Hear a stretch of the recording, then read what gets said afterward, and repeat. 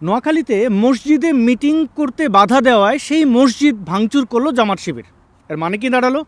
মানে দাঁড়ালো মসজিদ মুসলমানদের বিশ্বাস অনুযায়ী আল্লাহর ঘর নয়, মসজিদ হচ্ছে জামাত শিবিরের ঘর।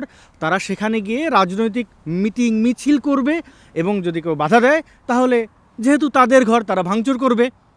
এই ঘটনায় বাংলাদেশের মুসলমানদের নীরব থাকতে দেখা যাচ্ছে। এখন আর ধর্মীয় অনুভূতিতে আঘাত লাগছে না, কোনো সমস্যা নেই।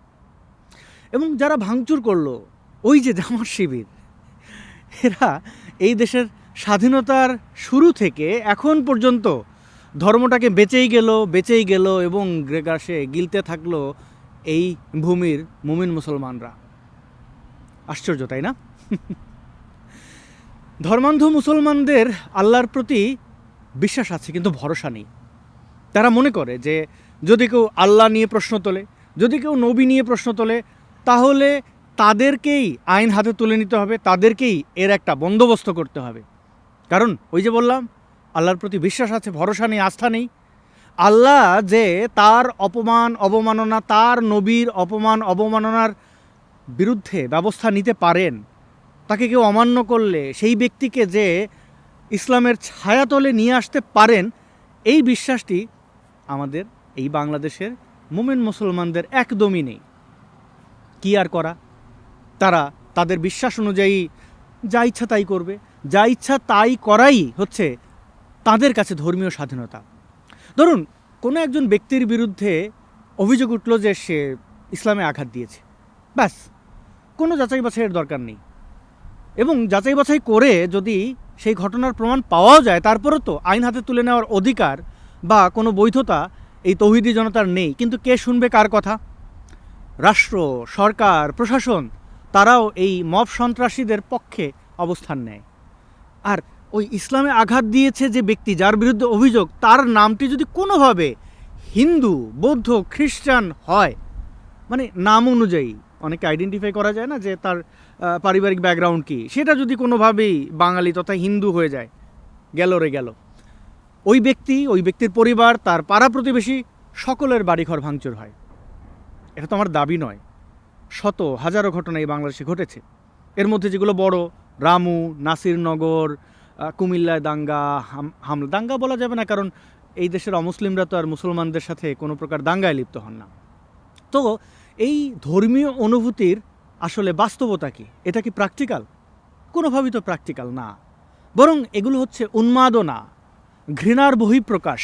এবং সেই ঘৃণার বহিঃপ্রকাশে একটি মানুষ বা তার পরিবার বা তার গ্রামের মানুষজন মাটির সাথে মিশে যান, তাদের বাড়িঘর ভাঙচুর করা হয়, ধ্বংস করে দেওয়া হয় প্রায় সব কিছুই। তো এই উন্মাদনা যতদিন চলবে ততদিন মুসলমানরা কি পিছিয়ে যাবেন না? অবশ্যই যাবেন। ধর্মীয় অনুভূতি এবং হামলা, এই পুরো বিষয়টি আমাদের বাংলাদেশের প্রেক্ষাপটে মহামারীর আকার ধারণ করেছে। এই ধর্মীয় অনুভূতি তথা ইসলাম অবমাননা, নবীর অবমাননা, এই বিষয়গুলোকে স্বাভাবিকভাবে নিতে হবে। যদি স্বাভাবিকভাবে না নেওয়া হয় তাহলে কি হবে? তাহলে মুসলমানরাই সবচেয়ে বেশি ক্ষতিগ্রস্ত হবে। কারণ ব্যক্তি স্বাধীনতা আপনি জোর জবরদস্তির মাধ্যমে গলা টিপে বন্ধ করতে পারবেন না। এবং এই ধর্মীয় বিষবাষ্প যারা সবচেয়ে বেশি ছড়ায় সেই শ্রেণী কারা আপনারা নিশ্চয়ই চেনেন, ওই যে মোল্লা মুন্সি।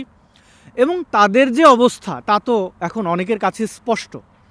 তারা করতে চায় গ্যাং ব্যাং, সেগুলোর নাম দেয় কি সালাসা, ফালাসা, অনেকগুলো বিয়ে করবে। সেই বিবিদের কী রকম নাম, প্রথম বিবি, দ্বিতীয় বিবি, তৃতীয় বিবি, এই মাসানা ফাসানা, কত কিছু যে ঘুরিয়ে পেঁচিয়ে তারা তাদের লুচ্চামি বদমাশির বৈধতা নিয়ে আসে। এবং যখন তারা সেই বদমাশিতে, সেই বর্বরতায় ধরা পড়ে, তখন ধর্মীয় উন্মাদদের আরও লেলিয়ে দেয়, যেন তাদের দোষ ত্রুটি গোপন হয়ে যায়, যেন তারা খুল্লা এই অপরাধ অন্যায়গুলো করতে পারে। প্রিয় বন্ধুগণ, আমাদেরকে অবশ্যই সচেতন হতে হবে।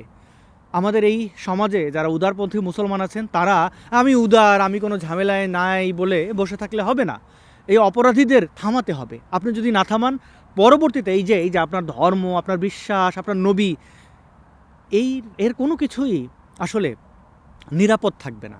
কোনো কিছুই অবমাননা, সমালোচনা বা ঘৃণা, বিদ্বেষের বাইরে থাকবে না। চলুন কাঁধে কাঁধ মিলিয়ে এই ধর্মীয় সন্ত্রাসীদের আমরা এখন এখানেই থামাই। অনেক ভালো থাকুন। ভিডিওটি শেষ পর্যন্ত